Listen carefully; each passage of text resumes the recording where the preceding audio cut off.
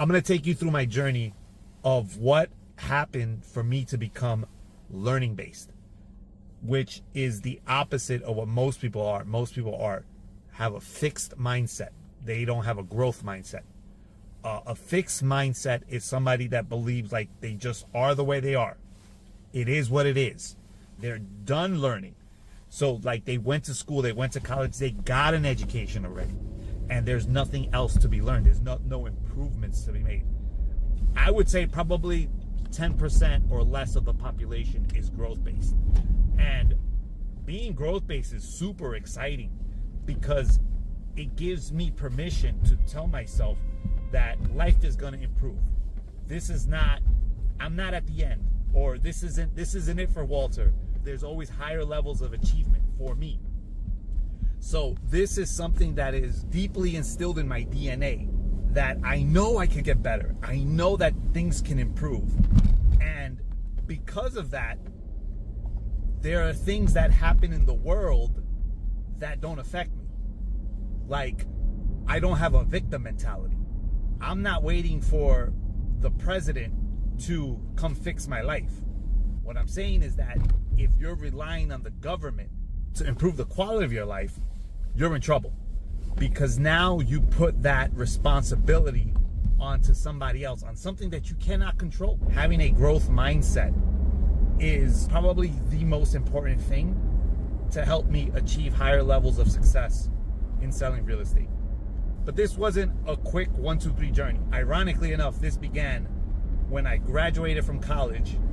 I spent the last 4 years of college just partying and enjoying life, drinking beer, going to house parties, not taking my education seriously.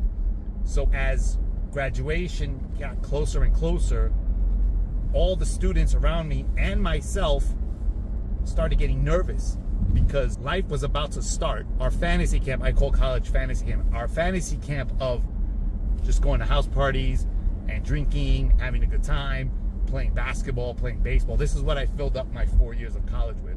Barely learned anything. That was my fault. Now I was like, oh wow, graduation's coming up and I don't have a job.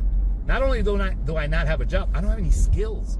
I don't know what I'm good at. I don't even know what I like. I don't even know what to do. I remember this to this day. I told myself, now I need to get serious. I need to start learning and improving what I can do. And so I went to the bookstore and I bought 3 books. I bought Think and Grow Rich, I bought Rich Dad, Poor Dad, and I bought a book on investing in stocks. So that's what I did to kind of start this growth journey.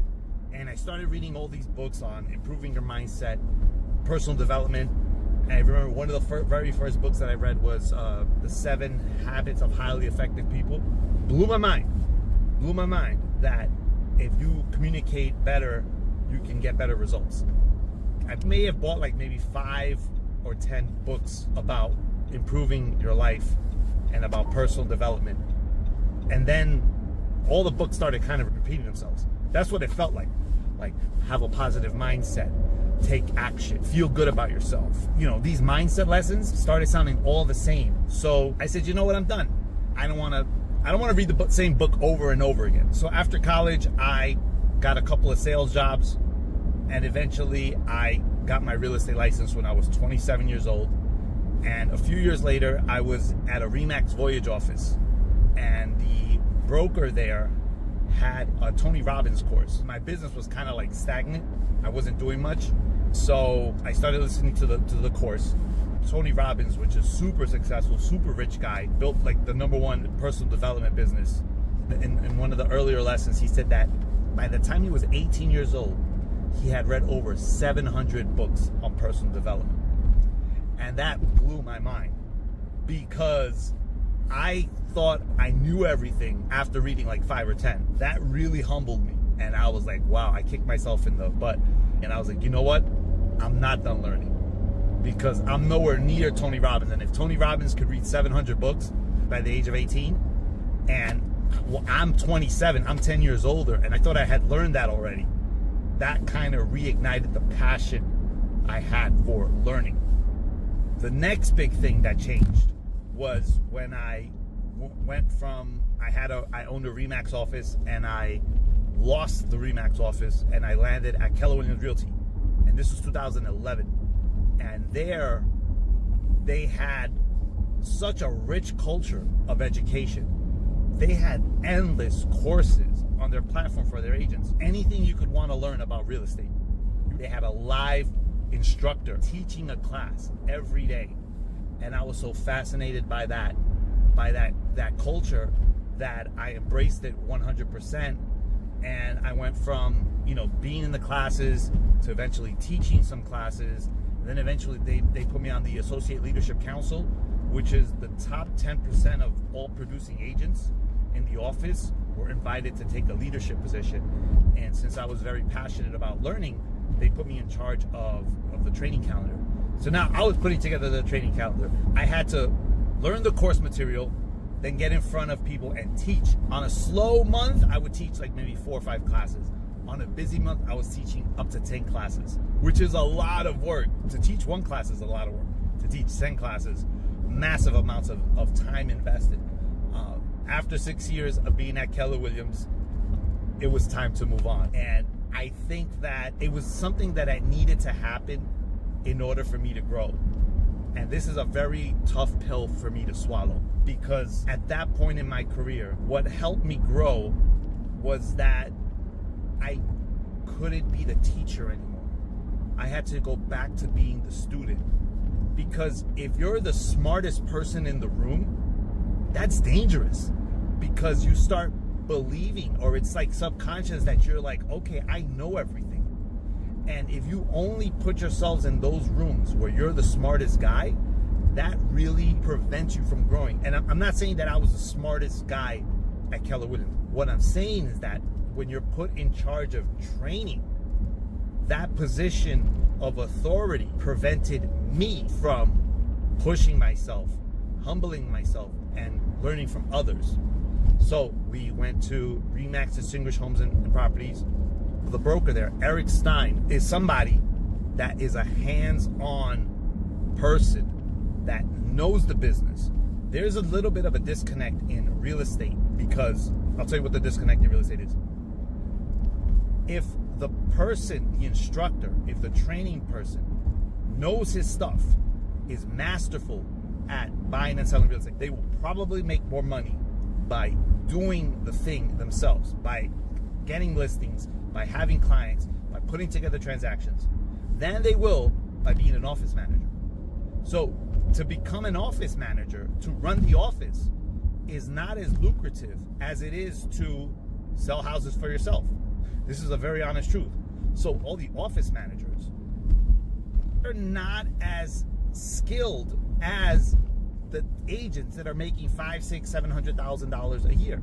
And with Eric was a unicorn, because Eric was a guy that was doing a lot of business, making a lot of sales, and he also happened to have a real estate office. And so I knew that Eric was the type of person that I needed to learn from. So we humbled ourselves. We went to work for the Remax Distinguished Homes and Properties, and we're still there. And I learned a ton from Eric. A ton. Because he's the do-it-yourself person. He's the one out there going on appointments, taking listings, making sales for himself, and he has a team, and he has a real estate office. That was the reason why we decided to go from KW to Remax DHP. It wasn't the Remax brand, it was the Remax broker. So by leaving KW, by no longer having that responsibility of running the training calendar and teaching other real estate agents, my responsibility shrunk. But those less responsibilities gave me a lot more time to grow my own business. By being out of that environment, it forced me to look outside of the real estate industry. And that's one of the key things that I think helped grow my business, was that I'm always looking for answers. I'm always reading books. I'm always trying to take on a new training course. When I was at Eric's office, I just happened to randomly bump into one of my mentors. His name was Ty Lopez.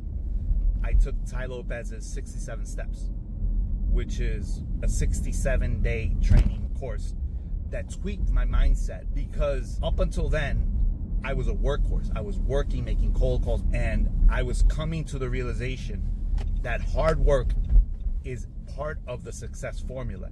It's not the entire formula. So I was working way too hard and making a fraction of the amount of money that I should be making.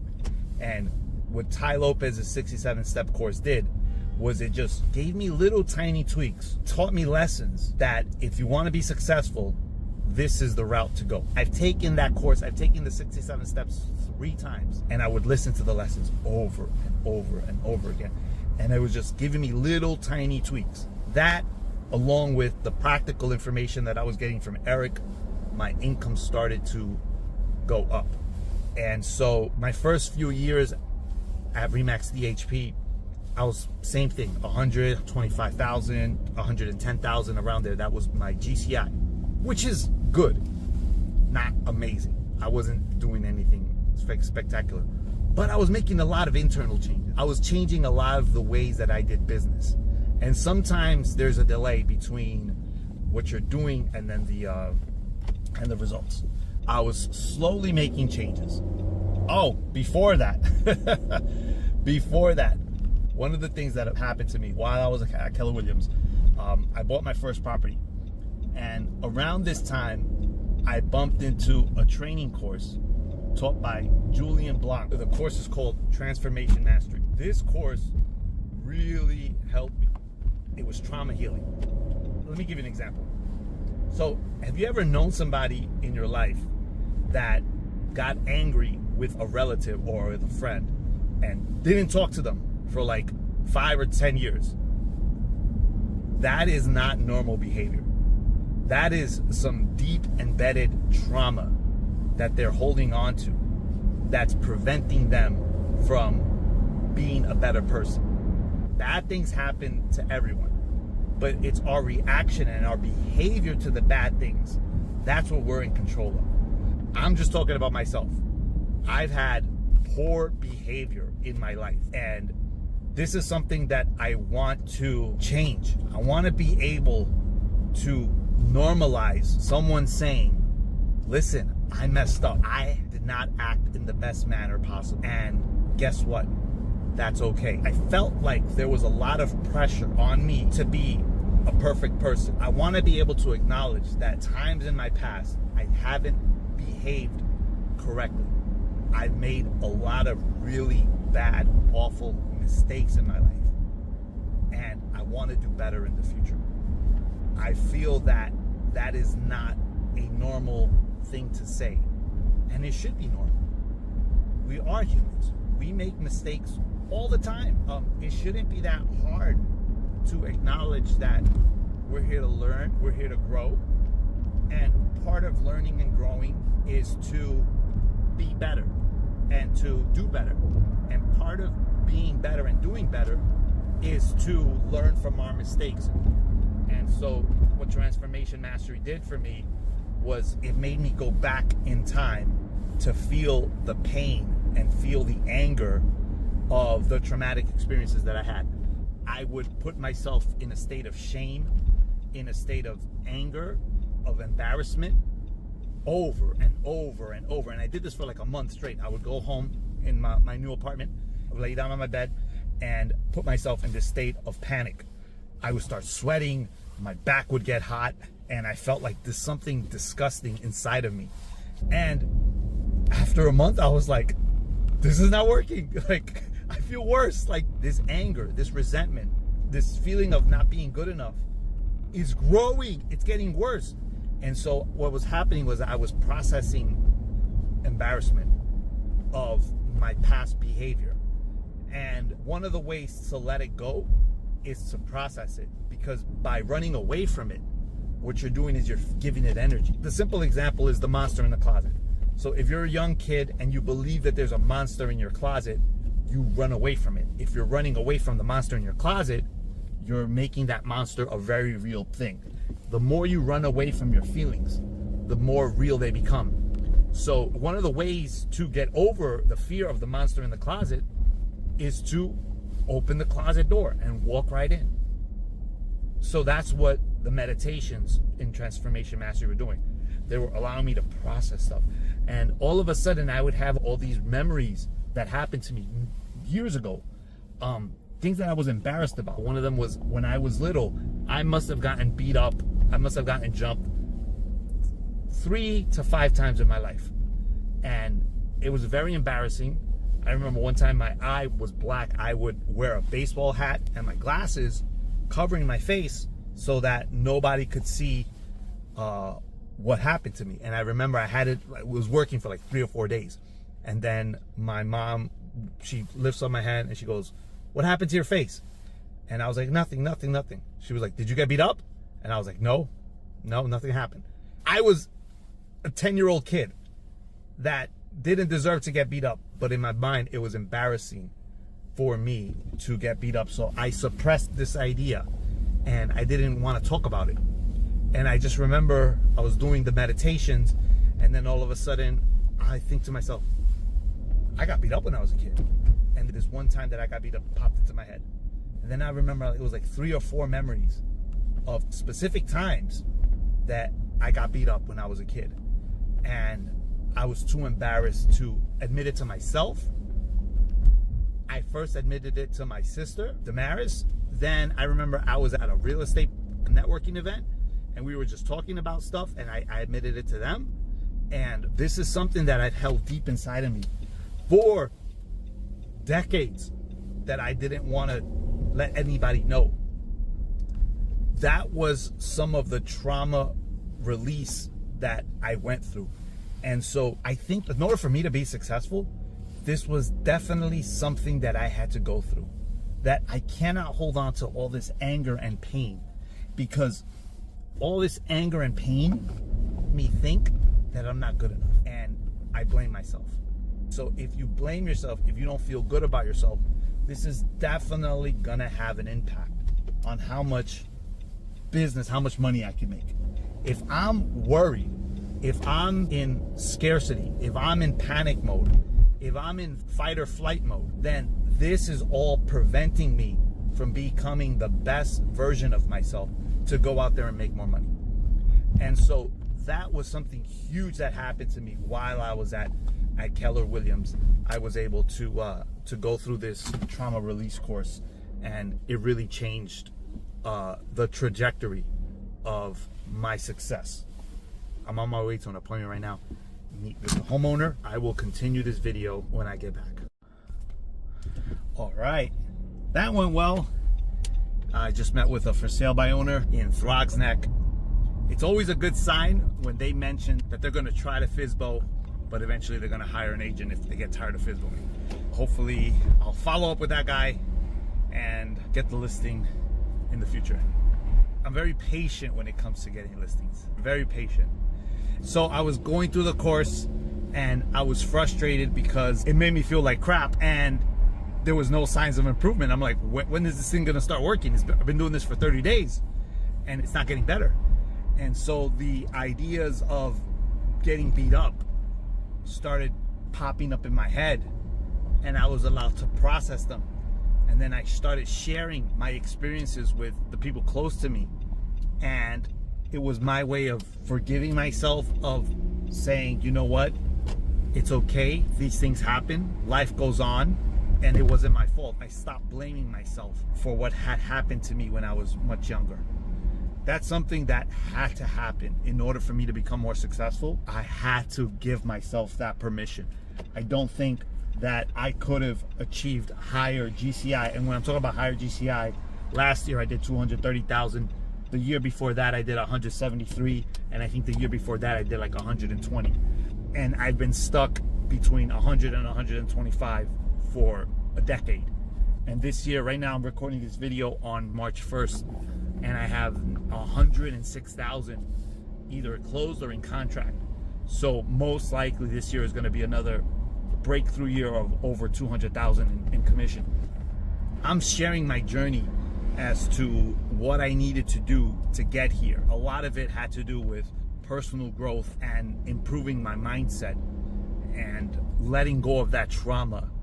It was foundational to giving myself permission to forgive myself. Okay, So I went through buying a few books, taking the Tony Robinson course, going to Keller Williams, taking the Transformation Mastery. Then when I get to RE/MAX Distinguished Homes and Properties, I take the 67 steps, and that gave me another foundation of mindset, thoughts, and ideas on how the world really works. What I learned from the 67 steps is that there's a formula to success. If you learn from people that have come before you and you humble yourself, the improvement is there. Like, you're gonna do better. Life is gonna get better. I was so blown away by the program that I had my brother and my sister who work with me. I said, guys, this is good. This is gonna help you guys. And so we all took it, and we all were like, wow, the 67 steps were amazing. And just helping you make little tweaks of improvements in your life, of understanding how the world really works. My world and my level of success is a mirror reflection of what's happening inside of me. So if my inside is messy, if I have problems on the inside, that's going to manifest itself somehow in the exterior world.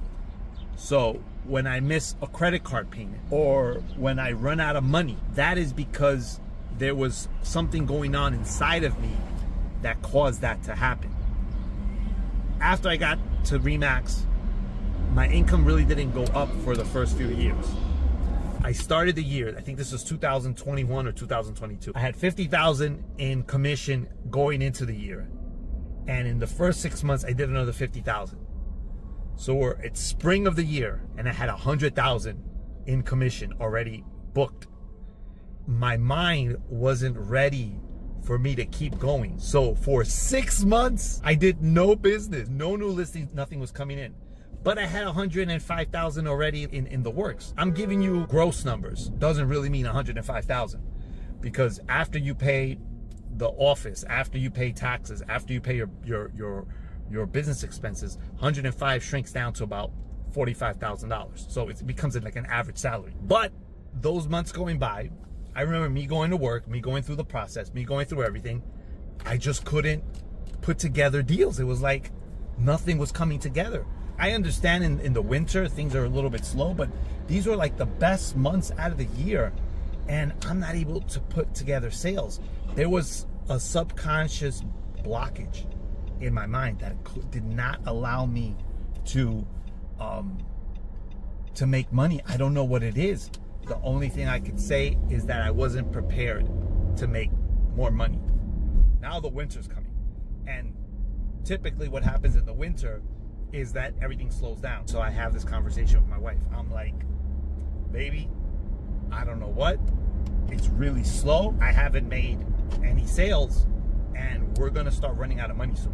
So we come up with a plan B that if I don't start producing, at some point I'm gonna have to go get a real job, a different job.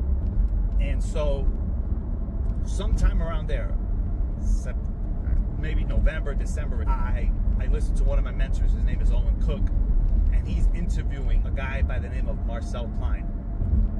Marcel is a hypnotist, and one of the things that I appreciate about Owen Cook is that he's very practical. He's very pragmatic, and so for him to bring on Marcel means Marcel has to be legit.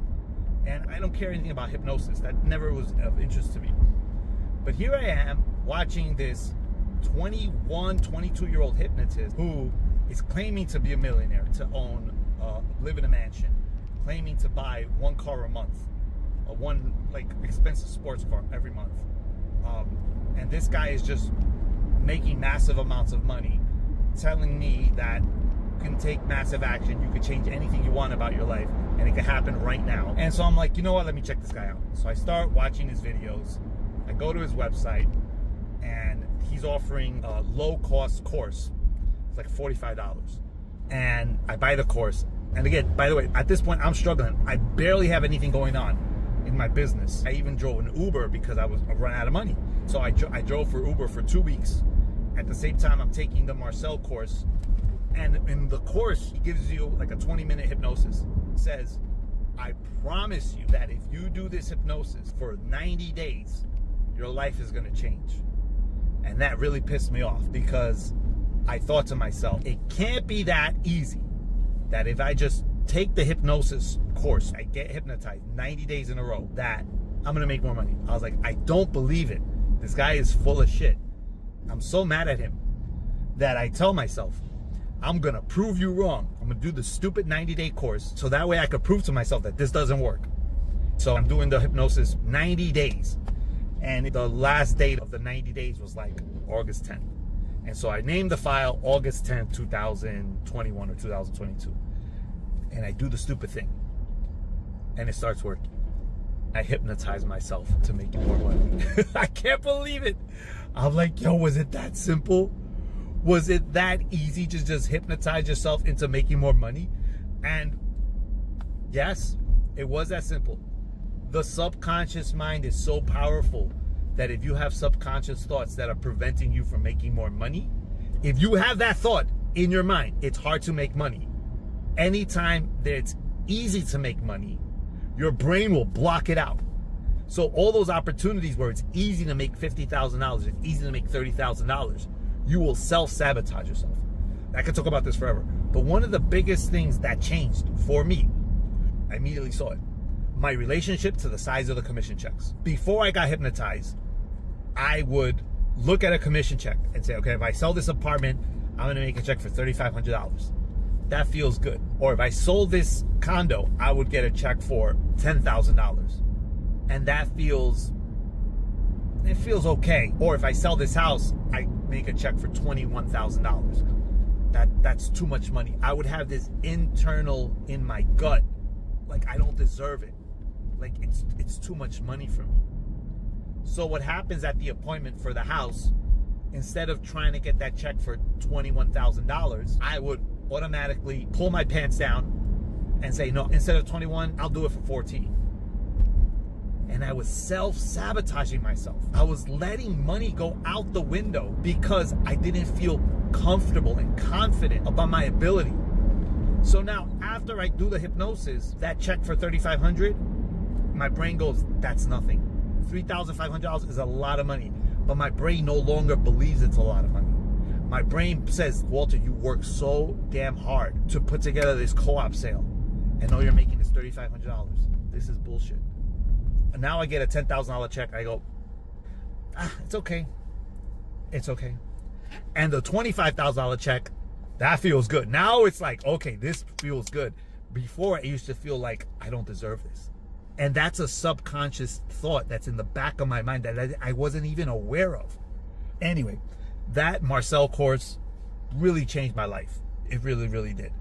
So that was another big development. I've taken the course, I think 3 times, that I've gone through the material over and over again. Another tangible thing that I got from Marcel was that he told me to set a 90-day goal that's going to excite you. And the goal that I set for myself was $100,000 in 90 days. I told myself, if I could make $100,000 in 90 days, that's going to change my life. And on my 5th attempt, after 5 quarters, I did $109,000 in conditional contracts. This quarter, which is, I'm recording this in March 1st of 2025, first quarter of 2025, I'm already at 80,000. So I just have a little bit more to go, and it'll be my second time breaking through that $100,000 mark in 3 months. To me, that's a huge accomplishment. Through understanding the subconscious mind and how it works, I bumped into Jose Silva, and I've been taking the Ultra Mind method. It's unlocking your brain's potential to have superhuman powers. One of the statistics that he gives, it's like right now in America, 60% of CEOs in this country are taking some course on mindset, the subconscious mind, like superpowers or something like that. Silva method, which has been around since I think the 70s or 80s. And I don't know how long Mind Valley's been around, like 15, 20 years. Phenomenal course at slowing down your mind to be able to tap in and reprogram your subconscious mind. I think this is my 3rd time going through the course of just working on my mindset. Every morning I do the meditation, I do the practices, and the results from Mind Valley is improved intuition and in trusting your intuition. Vishnu Likiani, the guy who teaches the course, He's saying that we all have this innate superhuman power to know exactly what to do to become more successful. Like, this superpower is inside of us. We don't need to go out there and find it. It's inside of us.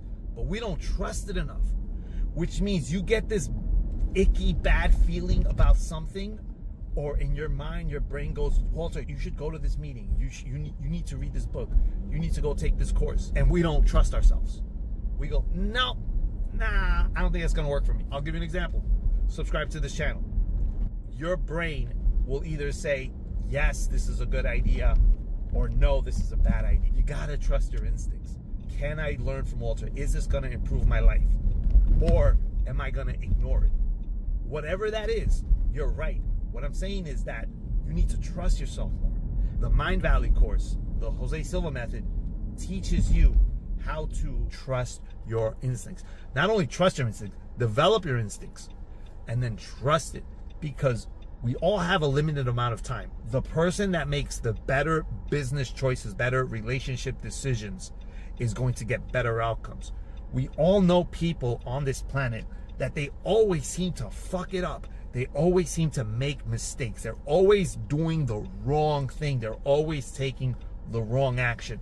And then you got other people on this planet that just naturally know. I remember I have a friend named Jeff, 21-year-old college graduate, came out and boom, right away he started doing mortgages. This man had that natural instinct in his mind to just knew how to go get mortgages. Just knew how to do the business. And he just knew where to spend his time. He trusted himself. And that's what the Silva method does. It teaches you how to become more aware of what's happening on the inside. And your subconscious mind will direct you to go achieve whatever it is you want to achieve in life. That's the latest course that I'm going through now. Again, this has been my journey through personal development. And I just wanted to highlight the most important steps. I'm sure I'm missing stuff out. I'm missing Owen Cook. I must have listened to maybe 1,000 more hours of that man talk. I've paid for his courses. That's just part of it. Audible is another huge thing. I have maybe listened to over 150, 200 audiobooks. Russell Brunson, another huge one that I'm going through right now. I'm going through one of his master classes. There's more, but as I've gone through this journey of personal development and self-improvement, those are kind of like the highlighted ones. And that's what I wanted to make this video about. So I hope you enjoyed this. If you like watching this video, please subscribe to my YouTube channel. I want to create more content like this. I'm going to make videos on mindset. The real estate conversation is number 2. And number 3 is marketing. Of the 3, marketing is probably my least developed area, the area where I'm learning and growing the most. So these videos are going to be about my journey, about personal improvement, self-development, and getting better and making more money. All right, thanks so much.